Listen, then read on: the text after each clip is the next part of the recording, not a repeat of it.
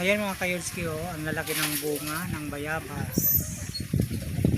Ayan, nakita nyo. Ang lalaki ng mga bunga ng bayabas.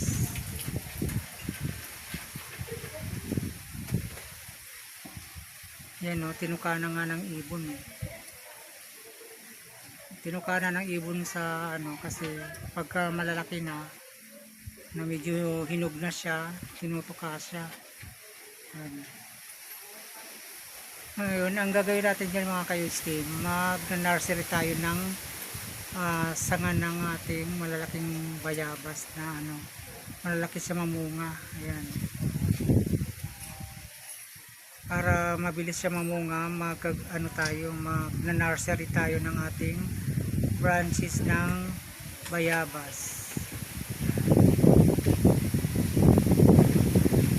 Kita nyo, yan po ang pinaka-mother ng bayabas. Ito yung pinakapuno na pinagkukunan natin ng branches ng bayabas.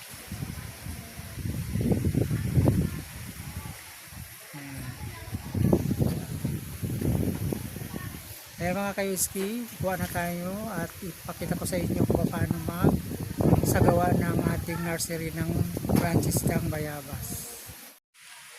Welcome back to my channel mga kayuski. Nandito po tayo para nursery po tayo ng ating guava. Kung paano po magtanim ng guava na mabilis po mamunga. Kasi ito po, kinuha po natin ito yung pinakamatanda na pong branch ng guava. Kailangan medyo matanda na po yung sanga para ito ay mabilis mabuhay at mabilis din mamunga, kasi yung pinagkunan po natin ay namumunga na siya. Kaya kailangan kukuha po tayo ng pinakamatandang sanga. Ito po yung matandang sanga na gagawin nating mag-nursery po tayo ng sanga ng bayabas. Kaya ito mga kayulski, gagawin po natin, ipapakita ko sa inyo kung paano po gawin ito para ma-share nyo rin sa inyong mga kaibigan. Ngayon, at nandito po tayo sa ating munting kubo para dito po tayo magsagawa ng ating pag-nursery ng ating guava. Ayan. Hello po, magandang hapon po sa inyong lahat. Ayan po, simulan po natin ang pagtatanim po natin o pag-nursery ng ating guava. Ipapakita ko po sa inyo kung paano po ang pagtatanim nito. Ayan po mga kayolski. Ayan mga kayolski, nandito po tayo sa sahig ng ating kubo. Nakasalampak lang po ako at dito napakaganda po siyang magpahinga sa kubo na ito. Kaya dito na lang po ako nagawa ng ating pag-nursery ng ating guava. Kaya ipapakita ko sa inyo at magsisimula na po tayo. Ayan mga kayolski, mag-start na po tayo.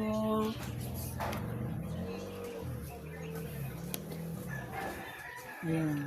Meron po tayo ditong plastic glass or itong disposable na baso para ito po yung paglalagyan po natin ng ginawa nating pag-nursery ng ating guava. Mayroon po rin tayong tubig para sa pag nailagay na po natin, babasahin po natin yung lupa.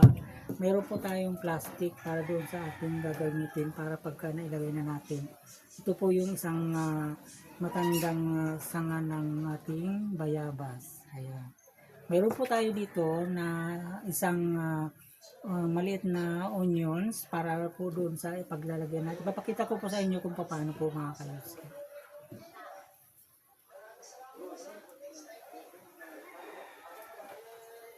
Hihiwain po natin dito sa paikot na to. Ayan.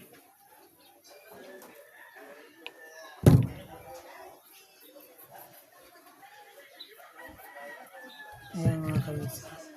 Ayan po. Oh. Ginilitan ko po yung paikot na yan para tapos babalatan po natin yan. Ayan, kailangan po balatan po natin ito.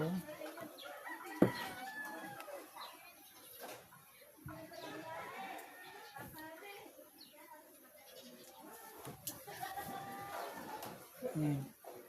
babalatan po natin yan. Yung pinakadulo po nitong pinakadulo nitong sanga, para dito po lalabas yung ating roots, dito sa roots ng ginagawa natin pag-nursery ng ating bayabas. Ayan, gaganyanin po natin mga kayuski. Ayan. Nakita niyo mga kayuski, yung pinakadulo o pinakapuno niya, babalatan po natin yan para doon po lalabas yung roots niya sa pinakadulo ng ating pinagbalatan ng ating pinagbalatan dito sa ating sanga ng bayabas. Ngayon, ito naman po yung ating maliit na onions. Igaganito po natin dito sa igaganyan po natin dito. Ayan, gaganyan po natin. Para po mas mabilis po siyang tumubo mga kayuski.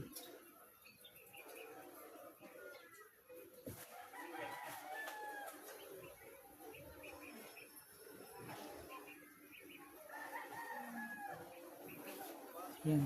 Ito po yung lupa na ilalagay po natin dito sa plastic cup. Dito sa plastic cup natin ilalagay.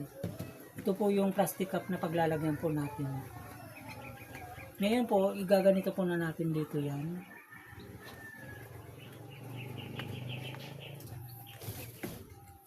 Nalagyan ko na po siya ng kunting lupa.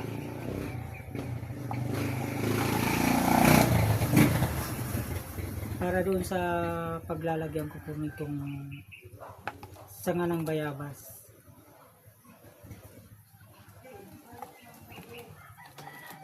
Ayan. Tapos saka natin po ilalagay na natin po ito. Nalagyan na po natin.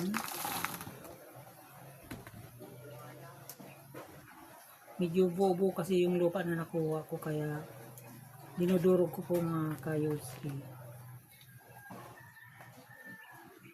Yan, lagyan po natin yan paikot.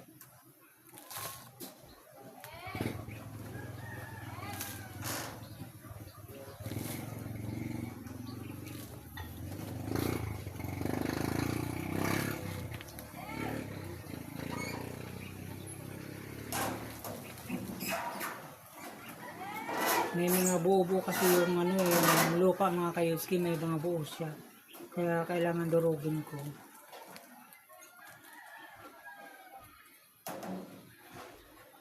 Ayan po.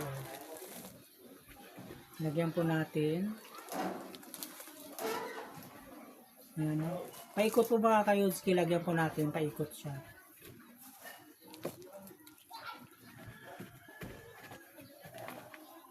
Ayan, lagyan po natin yung paikot.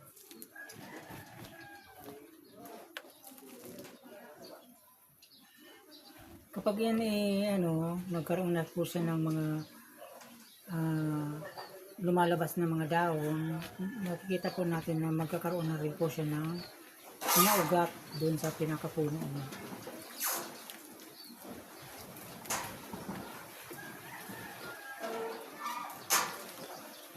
Ngayon mga kayuski, nilalagyan ko po siya ng lupa. Pwede nyo rin po ito gayahin mga kayuski pagka gusto nyo pong magtanim ng ganito na mabilis po siya mamunga. Pwede nyo po siyang itanim din sa mga paso, kahit sa mga lata na medyo malalaki, pwede po din itanim. Kahit na kung wala po kayong mapagtaniman na mapagtaniman ng mga bakanting lupa, pwede naman po yan sa mga container o kaya sa mga mga pasong malalaki, pwede nyo po siyang itanim. Ayan. Ngayon po mga kayuski, napuno na po natin ng lupa at nailagay na po natin yung sanga ng ating nursery guava. Ito yung ginawa nating nursery sa guava. Ayan. Ngayon po, ang gagawin po natin dito, Gagawin po natin dito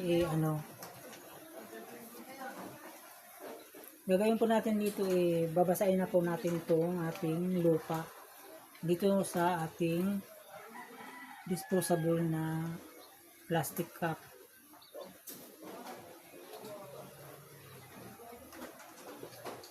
Ayan. Nakita niyo mga kayuski, binabasa ko po siya.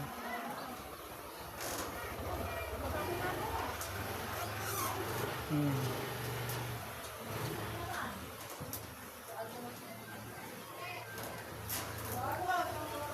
Ayan. Lagyan po natin ng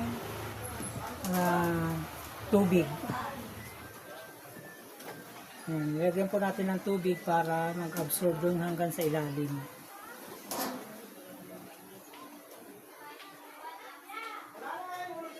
Ayan.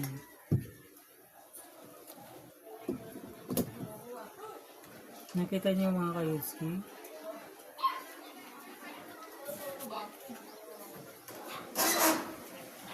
Para mag-absorb siya. Ayan.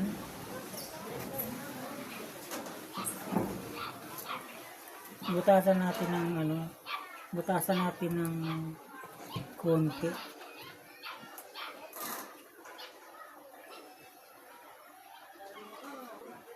Ayan mga kayuski, linagyan ko na ng tubig. Bubutasan ko po ito para lumusot po yung tubig.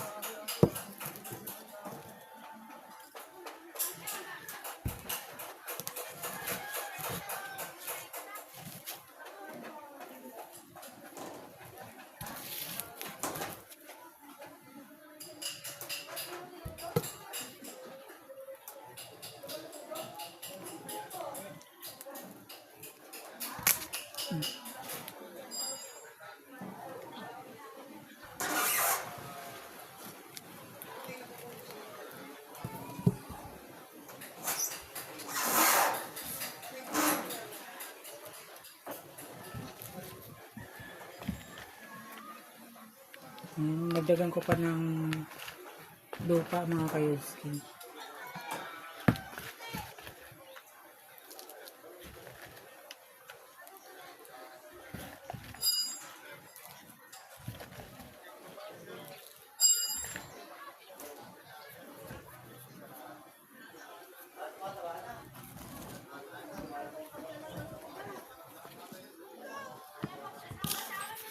Ayan mga kayuski, oh. Okay na yung okay na po yung ginawa natin. Maghihintay na lang po tayo mga kayuski ng mga 10 days para makita po natin na mayroon na po siyang dahon. Ayan. Kita nyo. Ayan. Dito lang po ito sa plastic cup. Tinanong po natin para magkaroon po siya ng roots. Ayan.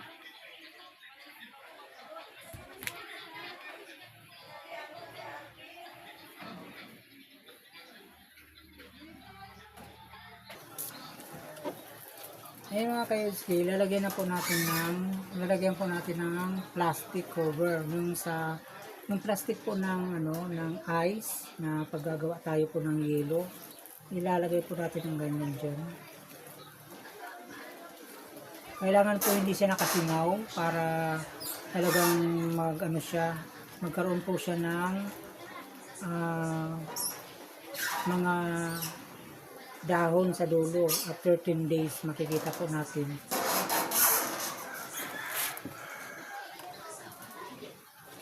Ayan. Ito na po mga kayuski. Hintayin na lang po natin yan.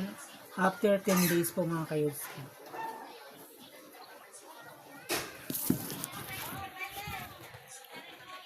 Ayan po. Ayan po mga kayuski. Natapos na po yung ating ginagawa para sa na-nursery po natin ang ating guava. Ayan, nakikita niyo po. Ayan, hintayin na lang po natin after 10 days mga kayuski.